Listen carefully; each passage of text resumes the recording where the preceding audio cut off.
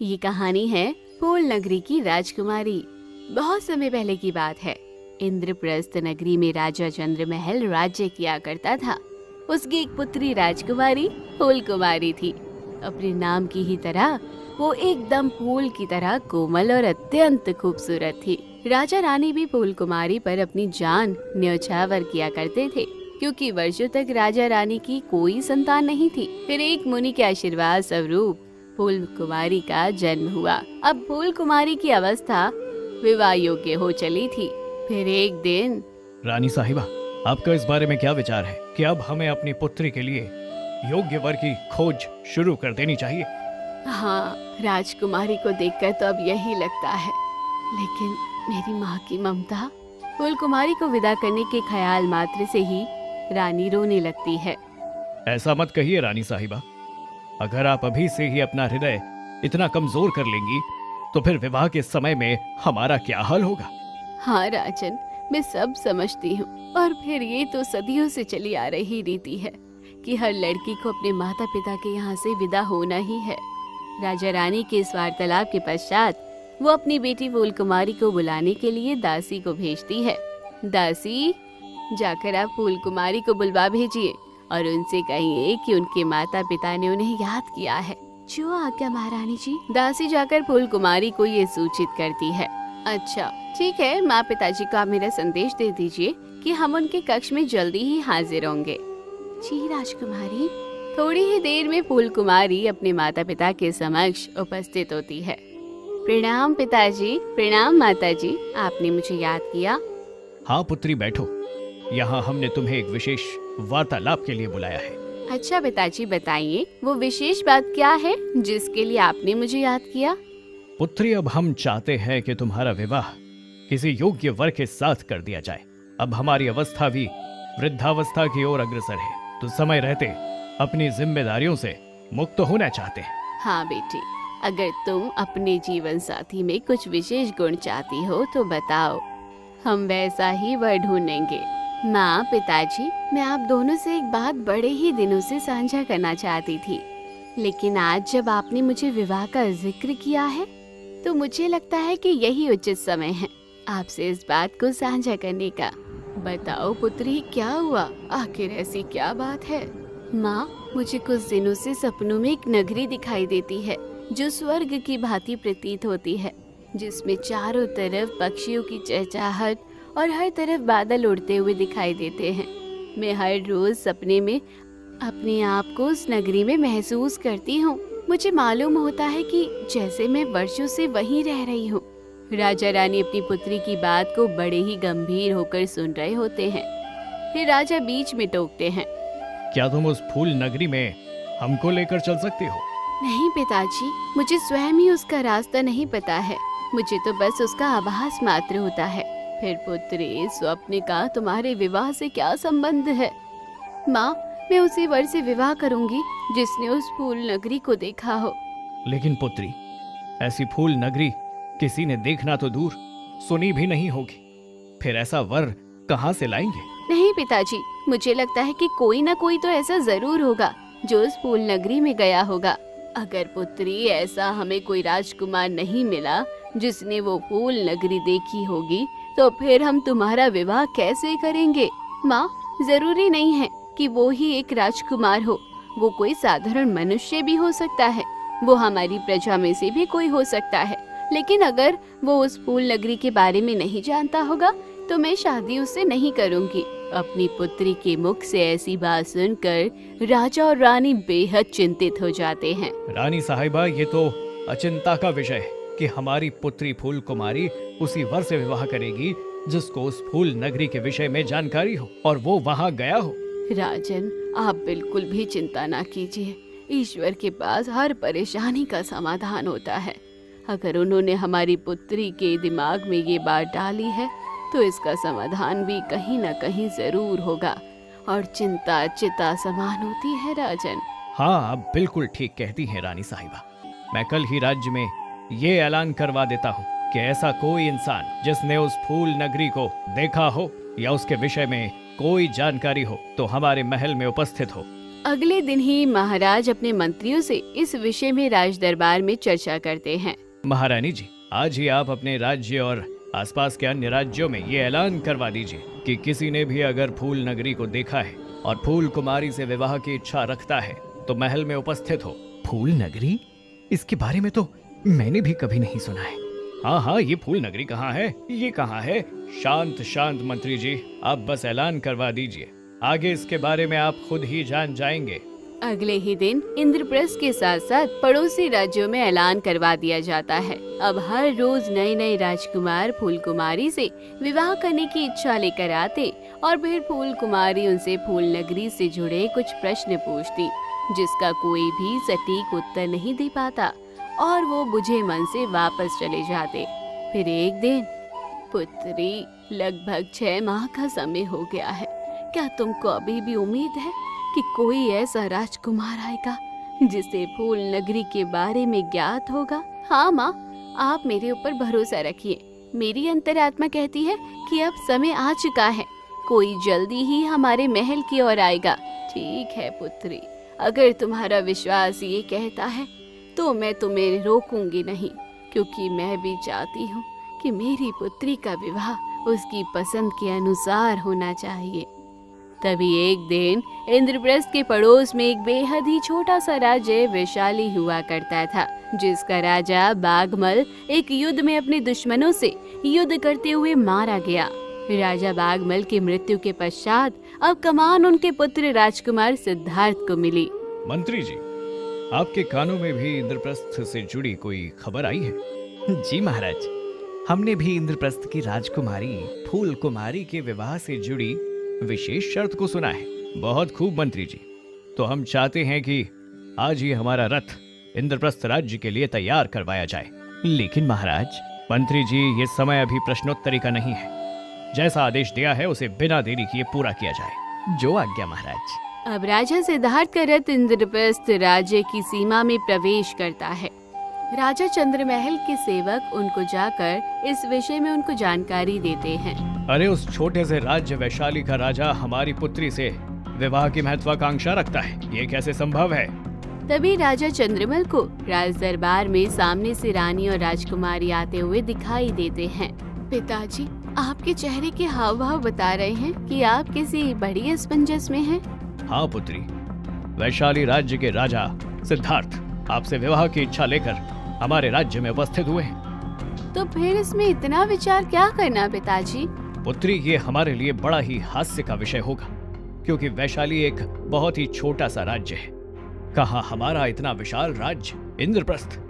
पिताजी, कभी भी किसी व्यक्ति का आंकलन उसकी समृद्धि और वैभव से नहीं करना चाहिए। हमेशा ही किसी व्यक्ति का आंकलन उसके चरित्र, साहस और बुद्धिमत्ता से करना चाहिए। ये यश, वैभव और समृद्धि तो चंचलता है, आज है कल नहीं है। अति उत्तम विचार हैं तुम्हारे राजकुमारी, मुझे तो पता ही नहीं चला कि कब बड़ी हो गई। धन्यवाद पिताजी, ये सब आपके दिए हुए संस्कारों और शिक्षा का ही परिणाम है। तभी राजा सिद्धार्थ राज दरबार में उपस्थित होता है। महाराज चंद्रमल को मेरा साष्टांग प्रणाम। प्रणाम राजन, बैठिए, आसन ग्रहण कीजिए। आप मुझे राजन ना कहकर पुत्र कहकर संबोधित कीजिए, मुझे अति प्रसन्नता होगी। ये सुनकर राजा चंद्रमहल बेहद प्रसन्न होते हैं। अच्छा, तो बताइए, फूल नगरी के पेड़ पौधों का रंग कैसे रंग का है? सिद्धार्थ फूल कुमारी के इस प्रश्न को सुनकर सोच में पड़ जाता है। अरे, ये कैसा प्रश्न है, मैंने तो कभी फूल नगरी देखी ही नहीं। फूल कुमारी राजा सिद्धार्थ का ये जवाब सुनकर पहले एकदम शांत हो जाती है, फिर एकदम उदास होकर बोलती है, मुझे आपके चेहरे का तेज देखकर लगा था कि आपको इस प्रश्न का उत्तर पता होगा, लेकिन आप यहाँ सिर्फ तुक्का लगाने आए हैं।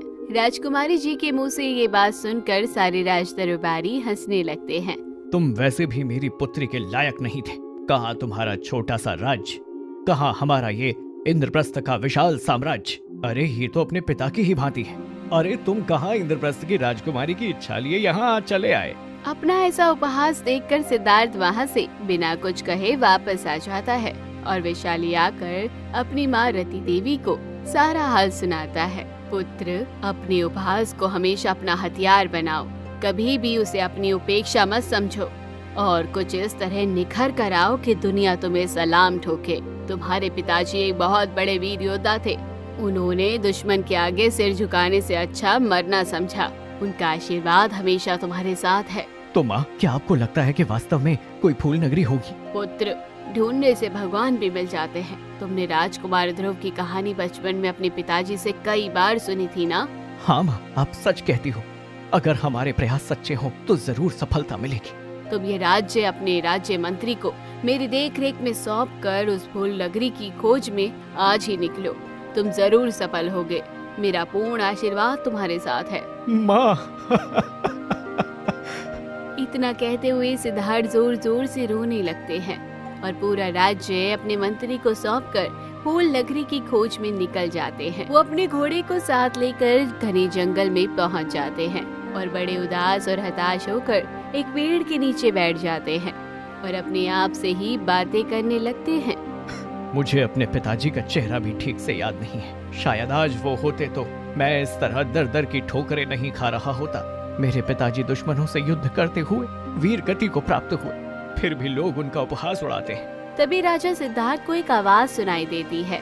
क्यों परेशान हो वत्स? महात्मा जी, मैं यहाँ फूल नगरी को ढूंढते हुए अपने घर से बाहर निकला हूँ, लेकिन मुझे अभी तक कुछ नहीं पता लगा। वो तुम्हें निश्चित मिलेगी, बस तुम खुद पर भरोसा रखो। और हाँ, सबसे जरूरी किसी की मदद करने से पीछे नहीं हटना और सही व गलत का विवेक तुमको होना चाहिए। महात्मा जी को प्रणाम करके सिद्धार्थ उनकी बताई हुई दिशा में लगातार आगे बढ़ते जाते हैं। तभी एक जगह चलते हुए शाम हो जाती है तो वो पानी पीने के लिए एक तालाब के पास पहुंच जाते हैं। इस तालाब का पानी तो अमृत समान मीठा है। ऐसा मीठा पानी तो मैंने कभी नहीं पिया। स्त्री बड़ी ही सुंदर थी, साथ ही साथ उसने बड़े ही सुंदर वस्त्र भी धारण कर रखे थे। वो किसी बड़े घराने की स्त्री मालूम हो रही थी। सिद्धार्थ जैसे ही पानी पीकर आगे बढ़े वैसे ही, आप मेरी एक मदद करोगे क्या? सिद्धार्थ को महात्मा जी की कही हुई बात याद आ गई। हाँ जी बिल्कुल, आपको क्या मदद चाहिए? इस मटके को मेरे घर तक पहुंचाने में मेरी मदद करें। अच्छा जी, कहाँ है आपका घर? लाइए मैं आपके घर तक ये छोड़ देता हूँ। हाँ आइए, आप मेरे पीछे पीछे आइए। इतना कहते कहते उस स्त्री का घर आ जाता है। बताइए इसे मैं कहाँ रखूँ? इसे तो आपको अंदर ही लेकर चलना होगा। मैं इसे अंदर कैसे लेकर जाऊंगी? अरे अगर मैं इनको मना कर दूंगा तो महाराज जी की दी हुई सीख का अपमान होगा। ठीक है, मैं अंदर रख देता हूँ। जैसे ही सिद्धार्थ उस स्त्री के घर के अंदर प्रवेश करता है वैसे ही स्त्री पीछे से आकर घर का मुख्य द्वार बंद कर देती है। सिद्धार्थ पलट कर देखता है। अरे ये क्या, आपने दरवाजा क्यों बंद कर दिया? स्त्री जोर जोर से हंसने लगती है और सिद्धार्थ के करीब आने की कोशिश करने लगती है। अरे जरा मेरे करीब तो आओ नौजवान युवक। नहीं नहीं, ये आप कैसे कर सकती हैं? मैंने तो सिर्फ आपकी मदद करने के लिए बात सोची थी। लेकिन तुम मुझे पहली ही नजर में भा गए, इसलिए मैं तुम्हें अपने साथ ले आई। ये इतना विशाल महल मेरा ही है और इस जंगल की रानी हूँ मैं। मेरे पास विशाल साम्राज्य है जिसकी मैं मालकिन हूँ। अगर तुमने मेरे से शादी की तो ये सब तुम्हारा होगा। नहीं नहीं, मुझे ये सब नहीं चाहिए। आप मुझे यहाँ से जाने दीजिए। अरे तुम यहाँ आराम से रहो, मैं किसी को तुम्हारे विषय में कुछ भी नहीं बताऊंगी। मेरे पति जो यहाँ के राजा हैं, उनको भी कानो कान भनक नहीं होने दूंगी। सिद्धार्थ उस स्त्री से वहाँ से निकलने के लिए आग्रह करने लगता है, लेकिन देखते ही देखते स्त्री महात्मा में परिवर्तित हो जाती है, जिसे देखकर सिद्धार्थ चौंक जाता है। आओ वत्स, तुम्हारी परीक्षा की घड़ी समाप्त हुई। आओ, मैं तुम्हें विचित्र फूल नगरी की ओर ले चलता हूँ। मैं कुछ समझा नहीं महाराज, आखिर आप कैसे ले चलेंगे मुझे उस फूल नगरी में? तुम बस मेरे साथ आओ वत्स, वहाँ पहुँचते ही तुम्हें अपने सारे सवालों के जवाब मिल ही जाएंगे। क्षण भर में पलक झपकते ही सिद्धार्थ खुद को एक ऐसी जादुई दुनिया में पाता है जहाँ चारों ओर पक्षियों की मधुर ध्वनि सुनाई दे रही है। खूबसूरत बादल उड़ रहे हैं। ऐसा लग रहा है मानो वो किसी स्वर्ग में खुद को महसूस कर रहा हो। सिद्धार्थ चारों तरफ निहार रहा था। वत्स, ये है तुम्हारी विचित्र फूल नगरी। क्या यही फूल नगरी है? तभी सिद्धार्थ का ध्यान वहाँ लगे कुछ पेड़ों पर जाता है। वहाँ लगे हुए सारे पेड़ पौधे सुनहरे रंग के थे, जैसे कि वो सोने के बने हुए हो। अच्छा, अब मैं समझ गया कि क्यों मुझे फूल कुमारी ने भला बुरा कहकर महल से भगा दिया। नहीं वत्स, हर बात के पीछे भी एक बात होती है। हर कहानी के पीछे एक कारण जरूर होता है। मैं कुछ समझा नहीं महाराज जी। यही कि अगर फूल कुमारी तुमको भला बुरा नहीं कहती तो तुम यहाँ नहीं आते, तो उनको मुक्ति कैसे मिलती? सिद्धार्थ एकदम से चौंक जाता है। उसे ऐसे लगता है जैसे उसे कुछ याद आ रहा है। कैसी महाराज जी? आज से 400 साल पहले आप और फूल कुमारी दोनों इस नगरी के राजा रानी हुआ करते थे। फूल कुमारी आपको अत्यधिक प्रेम किया करती थी, लेकिन आप स्त्री गमन के वशीभूत हो गए और आपको ऐसा करते हुए एक दिन फूल कुमारी ने देख लिया, जिससे उनको बहुत आघात पहुंचा और उन्होंने आपको श्राप दिया कि जब तक आप पराई स्त्री के मोह में बंधे रहेंगे तब तक ऐसे भटकते रहेंगे। फिर आगे क्या हुआ महाराज जी? फिर रानी फूल कुमारी ने खुद को भी पाषाण में परिवर्तित कर लिया, जिससे कोई और उन पर बुरी दृष्टि न डाल सके। अच्छा, कहाँ है वो पाषाण? आइए, आप मेरे साथ चलिए, मैं आपको दिखाता हूँ। महात्मा जी सिद्धार्थ को महल के अंदर ले जाकर एक विशालकाय पत्थर की शिला दिखाते हैं। जाओ और उसको स्पर्श कर लो। सिद्धार्थ, आज रानी फूल कुमारी की 400 वर्षों की तपस्या पूर्ण हुई। सिद्धार्थ जाकर उसे स्पर्श करता है और वो पत्थर हूबहू फूल कुमारी में परिवर्तित हो जाता है। सिद्धार्थ की खुशी का ठिकाना नहीं रहता। अरे फूल कुमारी, आप यहाँ? हम 400 सालों से लगातार एक दूसरे को किसी न किसी रूप में मिल रहे हैं, लेकिन आज हमारा मिलन संपूर्ण हुआ। तभी अचानक से सिद्धार्थ को ऐसा लगा कि किसी ने उसे जोर से धक्का दिया, और जब उसकी आंखें खुली तो उसने अपने आप को इंद्रप्रस्थ के महल के बगीचे में पाया। अरे मैं यहाँ कैसे आया? मैं तो फूल नगरी में था। क्या मैंने कोई सपना देखा? नहीं नहीं, वो सपना नहीं था। फिर धीरे धीरे सिद्धार्थ को पूरी कहानी याद आ जाती है और वो दरबार की ओर बढ़ता है। तुम फिर आ गए? हाँ महाराज, लेकिन इस बार मैं फूल कुमारी को ले जाने आया हूँ। आप पहले उन्हें यहाँ मेरे समक्ष प्रस्तुत कीजिए। अरे आप जाइए, हमने राजकुमारी का रिश्ता कहीं और कर दिया है। ऐसा अगर संभव होता तो हम दोनों 400 सालों से यूं भटक नहीं रहे होते। सिद्धार्थ के मुंह से ये शब्द सुनकर राजा चंद्रमहल को कुछ अजीब सा लगता है। वो फूल कुमारी के लिए बुलावा भेजते हैं। फूल कुमारी तुरंत ही राज दरबार में हाजिर होती है। हाँ राजकुमारी जी, बताएं कि आप क्या पूछना चाहती हैं? आप मेरे उसी प्रश्न का उत्तर बताइए जो मैंने आपसे पहले पूछा था। जी राजकुमारी जी, फूल नगरी के पेड़ पौधे वृक्ष सब सोने के समान चमकदार हैं, यानी कि सुनहरे रंग के हैं। राजकुमारी राजा सिद्धार्थ के मुंह से ये जवाब सुनकर हतप्रभ हो जाती है। पिताजी, अब मेरे जाने का समय आ गया है। क्या मतलब? मैं समझा नहीं राजकुमारी। आज मुझे मेरे प्रश्न का सही उत्तर मिल गया है। आज मेरी 400 साल की तपस्या पूर्ण हुई। फिर फूल कुमारी अपने माता पिता को पूरी कहानी बताती है कि कैसे वो दोनों एक दूसरे के बिना 400 सालों से भटक रहे हैं। राजा रानी राजकुमारी से बिछड़ने की बात को लेकर बहुत रोते हैं। बेटी, तू हमें ऐसे कैसे छोड़कर जा सकती है? हम तेरे बिना नहीं रह पाएंगे। तभी वहाँ अचानक से महात्मा जी प्रकट होते हैं। फूल कुमारी महात्मा जी को देखकर उनसे लिपट जाती है। पिताजी, आप यहाँ? रानी, आप इतना दुखी मत होइए। मैं फूल कुमारी को समय समय पर इस पृथ्वी लोक पर आने की इजाजत दिया करूंगा, लेकिन अभी जाने दीजिए, क्योंकि 400 सालों से मेरी फूल नगरी इन दोनों के बिना सूनी पड़ी है। अपने माता पिता से इजाजत लेकर फूल कुमारी राजा सिद्धार्थ के साथ फूल नगरी की ओर प्रस्थान करती है और कहानी भी यहीं खत्म होती है। कैसी लगी दोस्तों, कमेंट बॉक्स में जरूर बताइए। चैनल को अभी तक सब्सक्राइब नहीं किया तो जरूर कर लीजिए।